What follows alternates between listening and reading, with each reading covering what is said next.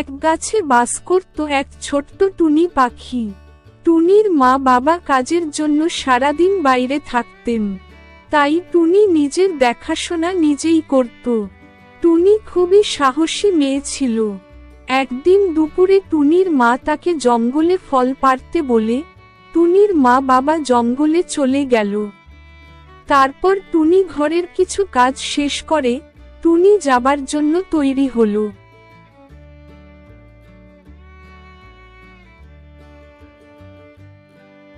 টুনি ফল পাড়তে জঙ্গলের অনেক গভীরে চলে গেল।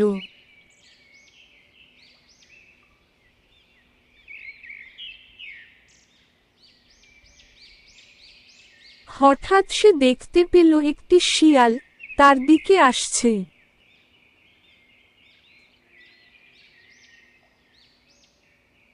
তুমি এখানে কি করছো, ছোট্ট টুনি? আমি ফল পাড়তে এসেছি। তুমি কে?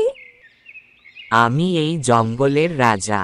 তুমি আমার জঙ্গলে এসেছো, তাই তোমাকে আমার কথা শুনতে হবে। টুনি সাহস করে বলল, আমি তোমার কথা শুনব, কিন্তু তুমি আমাকে ক্ষতি করবে না। তুমি আমার সাথে লুডো খেলা খেলবে। তার জন্য তোমাকে নিচে নামতে হবে। যদি তুমি জিতে যাও, তাহলে আমি তোমাকে ছেড়ে দেব। কিন্তু যদি আমি জিতে যাই, তাহলে তুমি আমার দাসী হবে। টুনি শিয়ালের চালাকি বুঝতে পারল এবং টুনি শিয়ালকে বলল, শিয়াল ভাই, আমি মাটিতে বেশিক্ষণ দাঁড়িয়ে থাকতে পারি না। ওই জন্য আমি গাছ থেকেই তোমায় বলবো, তুমি আমার গুটি ছেলে দেবে। খেলা শুরু হলো, কিন্তু টুনি বুদ্ধি করে শিয়ালকে হারিয়ে দিল। টুনি শিয়ালের সাথে বিদায় নিয়ে বাড়ি ফিরে গেল।